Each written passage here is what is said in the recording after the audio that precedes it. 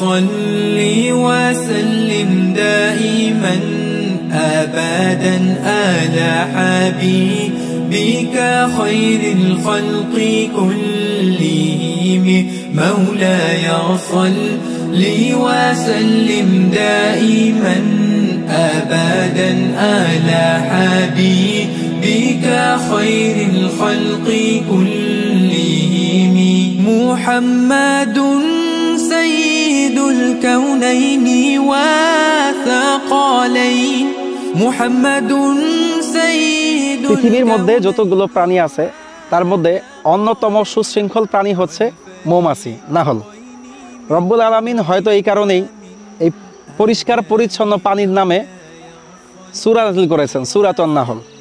এবং এই প্রাণীর দ্বারাই রব্বুল আলামিন মানব জাতির জন্য সর্বোৎকৃষ্ট মানের খাবার উৎপাদন করাচ্ছেন।